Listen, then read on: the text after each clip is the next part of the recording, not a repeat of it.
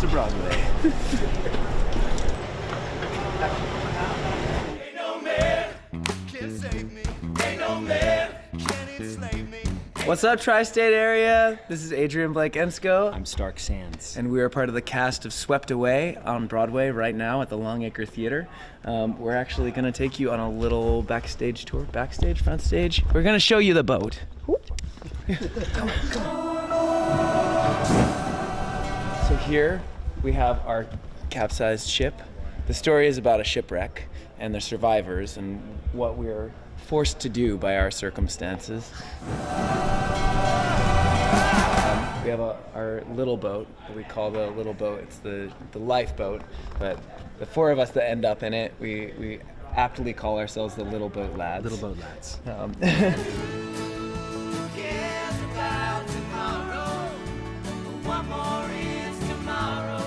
You can see we have a grid, our steel sea. Sea of Steel. Mm-hmm.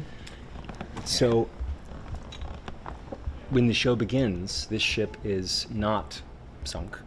It is standing on these steel girders, and it's a little bit of a magic trick on how it goes from part one to part two. We've got the boat spinning. They're doing the spin test right now. This is the little boat. It spins throughout the second half of the show. We are exposed to the elements.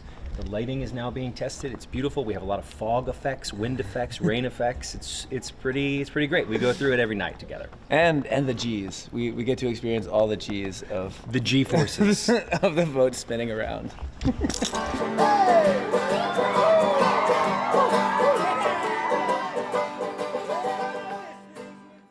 Adrian, what is your favorite part of doing Swept Away on Broadway? Ask you that. I asked you first. There's an incredible shipwreck scene in the middle of this show, and it's kind of created by the cast. We obviously don't have real waves, so we're all making the waves happen together, and it means that we all have to be very much in tune with each other. It's kind of like it's wild, and you kind of have to experience it to know what it's like. But for us, I almost forget that we're on stage. We're just throwing our bodies everywhere, and it's wild. A man that can change the shape my soul is in. There ain't nobody here who can cause me pain or raise my fear, 'cause I got only love to share. It reminds me of a theater game that kids play in theater school where the instructor tells everybody, all right, today you're going to walk around the room, and at the same moment you all have to stop moving and hop in place. And for the first 30 minutes, it's a disaster and nobody can do it.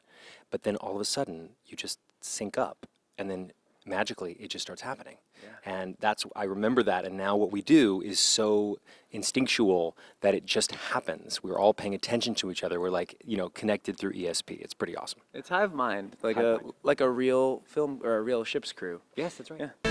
Send my life whirling, darling, when you're twirling on the floor. And who cares about tomorrow? Okay, Stark Sands. The Stark Sands. Broadway's Stark Sands. What's your favorite part of the show? My favorite part of the show is performing with Adrian Enscoe, who plays my little brother, through thick and thin.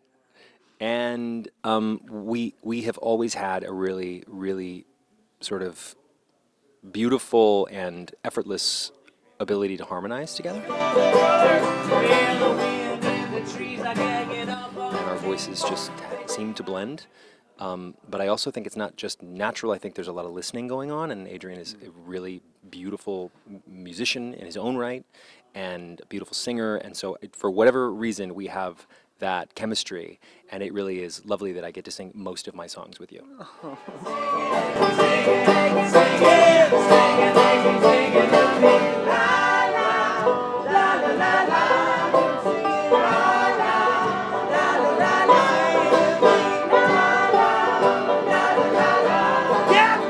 Gushy, touchy, beautiful, soul-searching music, and which makes it incredible to sing on a Broadway stage because you really feel people leaning in. You can hear a pin drop in this space and I think John Logan's script, which he assembled using lyrics that were in that were out in the ether already. I mean, this is a jukebox musical to the point of fine art that has assembled these beautiful lyrics together into a story that is equally as compelling as the original songs.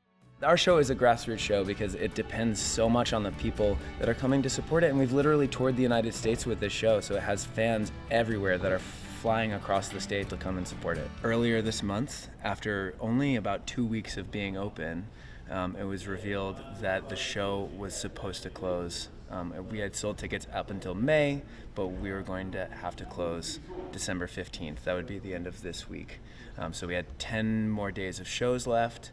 Of course, we were gobsmacked by the news, and so was our audience. And that night, John Gallagher Jr., our castmate, made a speech outside during curtain call, and he basically just said, hey, if you like theater like this, just make sure you come out and support. And the amount of support that we have gotten in the days since then has been unbelievable. I mean, we immediately sold out the rest of the run to the 15th. This story is about a ship that sinks, the sailors that are floating on the lifeboat, lost in the middle of the ocean. But here's the thing, they survive. So I'm pleased to announce that Swept Away will be extending for 2 more weeks.